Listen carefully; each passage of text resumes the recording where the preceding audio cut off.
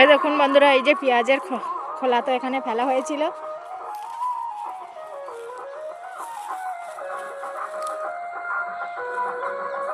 এই উপরে নেওয়া হচ্ছে বসানোর জন্য।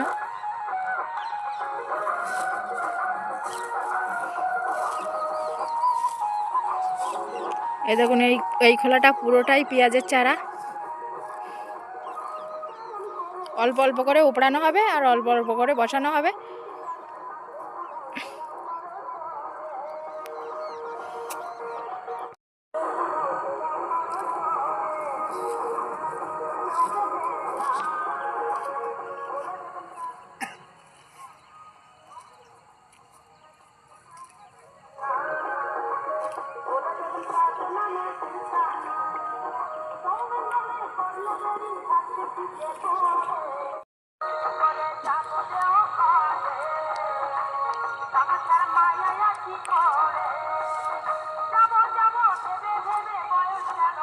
ভিজিয়ে দেওয়া ছিল, ওই জন্য তার একদম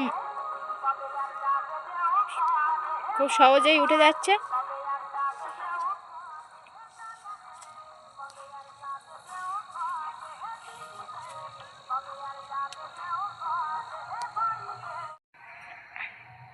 পেঁয়াজের চারা তোলা হয়ে গেছে, অল্প এখন হয়নি, অনেক আছে, মানে যতটা বসাবো ততটা তুলে নিয়েছি। এটা হচ্ছে পেঁয়াজের নাম হচ্ছে সুদসাগর।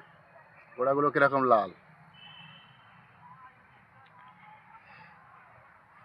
এর আগাগুলো অল্প করে কেটে দেবো, তাহলে আর বসানোর পরে আর হেলে যাবে না।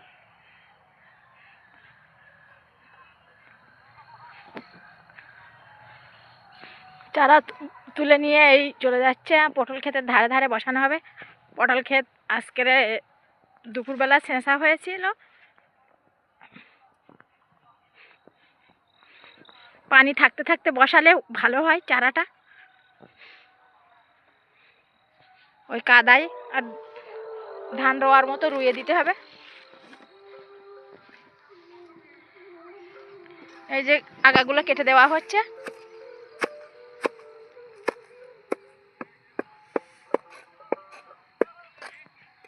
আগাগুলো কেটে দিলে হেলবে কম, উল্টে পাল্টে যাবে না।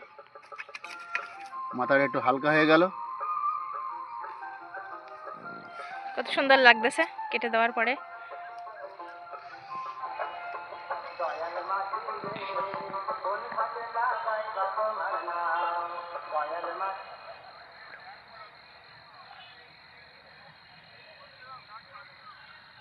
ওই পটলের গোড়াটা একটু বাদ দিয়ে দিতে হবে, দিয়ে তারপর আবার খানিকটা দুধ থেকে আবার বসাতে হবে।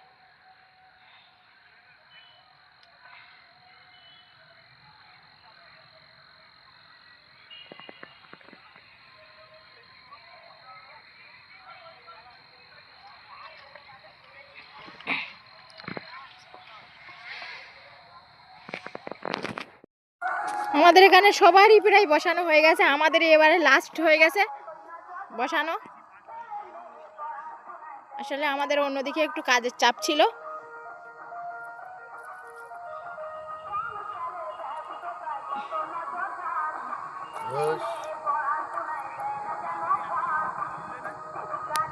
জল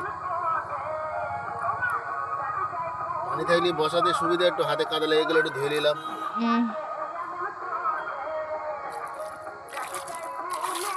আর পেঁয়াজের ওই চারাগুলোয় আর পানি দিতে হয় না, নরম থাকলে এই নরম এখন থাকবে।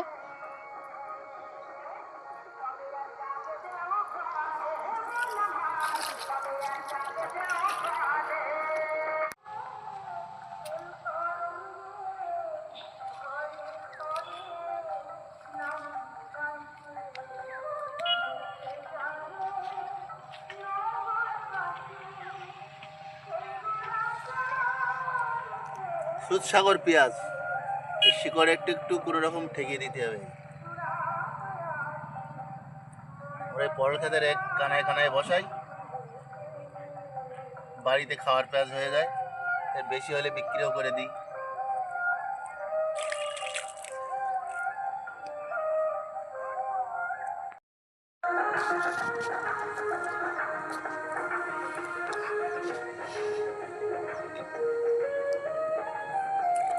এই পটলের গোড়াটা বাদ দিয়ে আবার এই খানিকটা দূরে আবার এই বসিয়ে দেওয়া হচ্ছে।